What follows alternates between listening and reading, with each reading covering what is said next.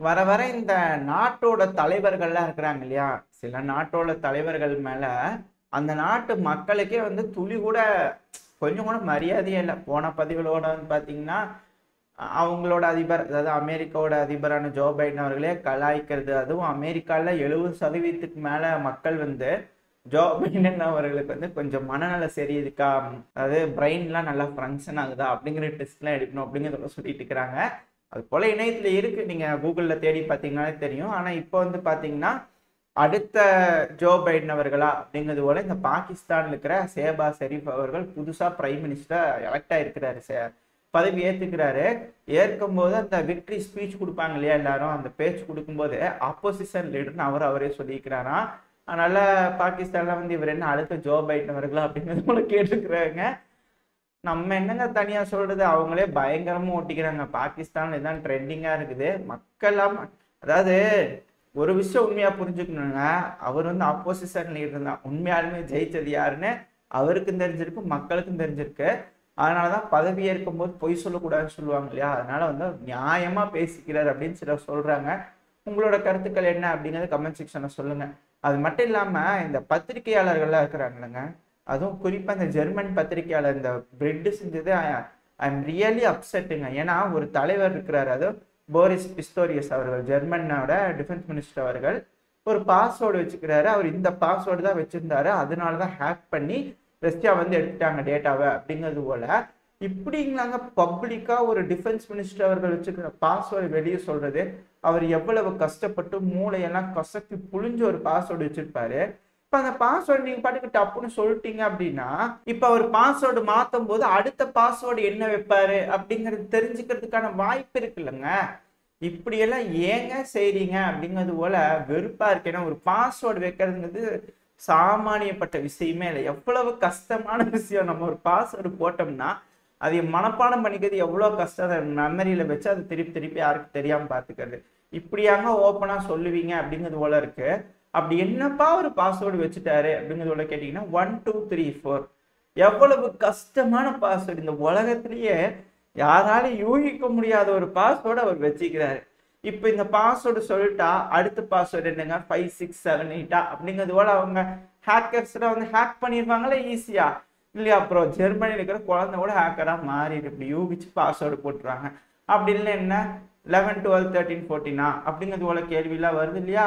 ஏங்க இப்படி பண்றீங்க, நியூஸ் பேப்பர் வேணாங்க, இப்பெல்லாம் செய்யாதீங்க, பாஸ்வேர்ட்லாம் வெளியே யாரும் சொல்லக்கூடாது, புரியுதுங்களா அப்படிங்கிறது போல ஒரு சின்ன ரெக்வஸ்ட் வச்சுக்குவோம். ஆனா பாருங்களேன் 1 2 3 4ன்னு ஒரு டிஃபரெண்ட் பாஸ்வேர்டு என்னன்னு சொல்ல. சரி ஓகே, இதெல்லாம் ஒரு செய்திகள்.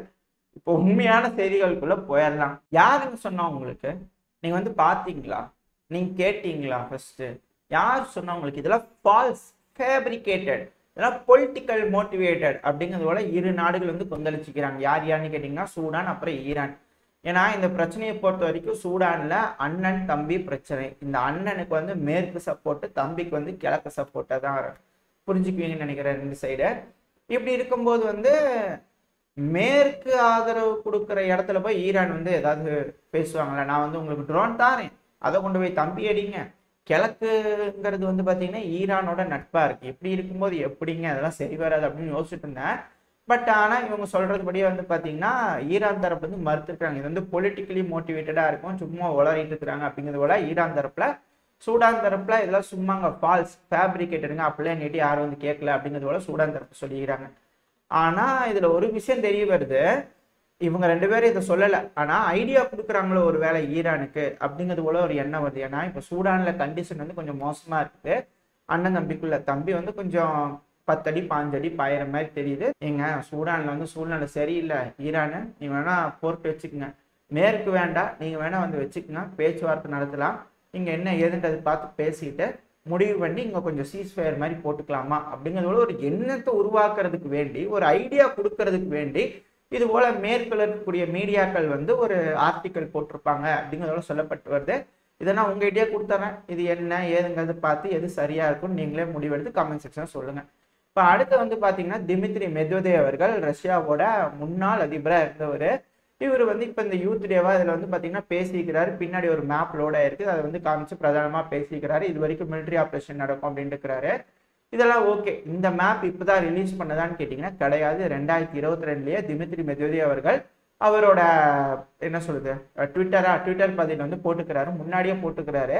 இதுக்கப்புறமா வரேன். இப்போ இந்த மேப்பை பார்த்தீங்கன்னா முதல்ல பார்த்துருங்க, அதுக்கப்புறம் சொல்றேன். இந்த மேப்பை பார்க்கும்போது உங்களுக்கு தெரியும் உக்ரைன்றது இருக்குதுங்க. உக்ரைனுக்கு செக்யூரிட்டி கேரண்டி எல்லாம் தந்துருக்குறாங்க. அதனால ஒரு பகுதி வேணுமா இல்ல, உக்ரைன்றது இருக்கு, எல்லாரும் செக்யூரிட்டி கேரண்டி தாங்க, ஓகே, அதுல மேட்டர் இல்லை. இப்போ என்னன்னா ரஷ்யாங்கிறது டினிப்பர் ரிவர்லாம் தாண்டி கீவ் வரைக்கும் வந்து பார்த்தீங்கன்னா கீழே ஒடசா வரைக்கும் எல்லாம் ரஷ்யா எடுத்துக்குவாங்க. இப்போ ரஷ்யாவுக்குமே மற்ற நாடுகள் நேட்டோ நாடுகளுக்கும் பிரச்சனையா இருக்கும். பார்டர்ல பஃபர் ஜோன் வேணுமா, அதனால இந்த கீவ் உக்ரைன்றது இருக்கு. யாருக்கு? போலாண்டுக்கும் ரஷ்யாவுக்கும் நடுவில் பஃபரா இந்த கீவ் ஒப்லாஸ்ட் இருக்கு, அதுதான் உக்ரைன். ஓகேங்களா? இப்போ அது கீழே ஹங்கேரி, எங்க ஹங்கேரி எடுத்துக்கோங்க, உங்களுக்கு ஒரு பங்கு வேணும்ல எடுத்துக்கங்க அப்படிங்கிறதுல ஹங்கேரிக்கு ஒரு பங்கு கொடுத்துக்கிறார் திமித்ரி மெத்வதேவ் அவர்கள். மேல போலாண்டு, எங்க போலாண்டு லுட்டஸ்க்கு மட்டும் போதாது, வாங்க கீவ் வரைக்கும் வாங்க எடுத்துக்கங்க அப்படின்னு முதல்ல அவருக்கு ஒரு பங்கு, கீழே வந்து ஹங்கேரிக்கு ஒரு பங்கு, அதுக்கு கீழே வந்து பார்த்தீங்கன்னா ரொமேனியா. எங்க ரொமேனியா நீங்களும் வாங்க, உங்க ஆளுங்களும் சிலர் இருக்கிறாங்கல்ல, வாங்க வந்து எடுத்துக்கலாம் வாங்க, அப்புறம் அண்டை நாடுகளா மாறிக்கலாம் அப்படிங்கிற போல திமித்ரி மெத்வதேவ் அவர்கள் 3 நாடுகளுக்கு வந்து நல்லா ஒரு பிளான் கொடுத்துருக்கிறாரு. இதனாலதான் என்னமோ இந்த ப்ரொட்டஸ்ட் பண்றாங்க இல்லையா, ரொமேனியா, ஹங்கேரி, மேல ஸ்லோவாக்கியா, அதுக்கு மேல வந்து பாத்தீங்கன்னா போலாண்டு, இவங்க எல்லாருக்கும் என்னமோ இருக்கு. அதனாலதான் இவங்கள ஒத்துக்கிட்டாங்களோ, அதாவது ஃபார்மர்ஸ்க்கு பிடிச்சிருச்சு போல இருக்குது இந்த பிளான். அதனால ஃபார்மர்ஸ் வந்து ப்ரொடெக்ட் பண்ணிட்டு அந்த பார்டர் எல்லாத்தையும் பிளாக் பண்ணிட்டு தானியங்களை கொட்டுறது இது போல வேலையெல்லாம் செஞ்சுட்டு இருக்காங்களா. அதுவும் போலாண்டோட ஃபார்மர்ஸ் ரஷ்யாவோட கொடியை வச்சு போராட்டம் பண்ணிட்டு இருக்கிறாங்க. புட்டின் அவர்களுக்கு கோஷம் போடுறாங்கன்னா இந்த மேப்பு பிடிச்சி போய் தான் போடுறாங்க அப்படிங்கிறது போல என்ன எனக்கு ஒன்று வருது. இதை கூடிய சீக்கிரம் போலாண்டு ஹாப்பி தானே, ஹங்கேரி ஹாப்பி தானே. ஏன்னா ஹங்கேரியோட பிரைம் மினிஸ்டர் எந்த அளவுக்கு பேசுறாரு, அவரோட ஃபாரின் மினிஸ்டர் எந்த அளவுக்கு பேசுறாரு அப்படிங்கிறதுலாம் நம்ம பார்த்துருப்போம். ஸோ ஹங்கேரிக்கு இந்த டீல் ஓகே அப்படிங்கிறது போல தெரியுது.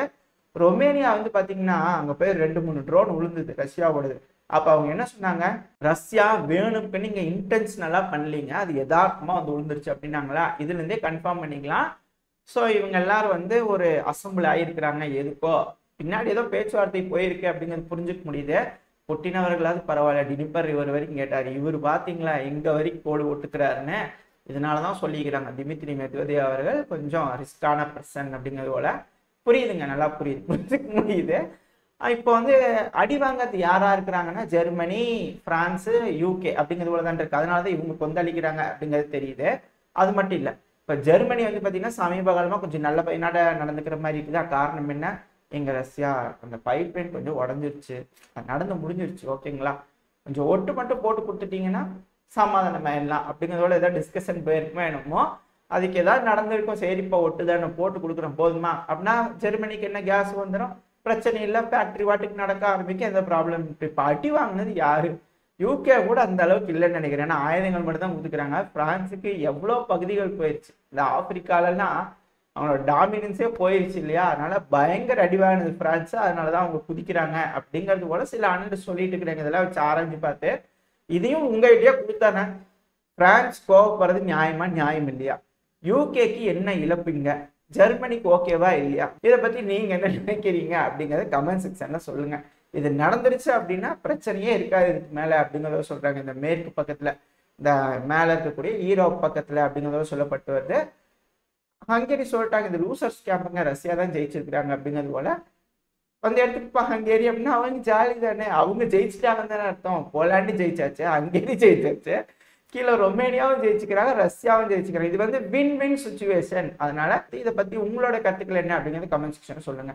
இதோட இந்த பதிவை நம்ம முடிச்சுக்குவோம். இந்த பதிவு எப்படி இருந்துச்சு, உங்களுக்கு பிடிச்சிருக்கா, பிடிச்சுன்னா லைக் பண்ணுங்க, உங்க ஃப்ரெண்ட்ஸ் அண்ட் ஃபேமிலியோட ஷேர் பண்ணிக்கோங்க. அது கூடவே மறக்காம இந்த பதிவை பத்தின கருத்துக்களை கமெண்ட் செக்ஷன்ல சொல்லுங்க. இந்த பதிவு நல்லா கூட நம்பிக்கையில் அடுத்த பதிவு உங்களை சந்திக்கிற அது வரைக்கும் ஸ்டே சேஃப், பை பை.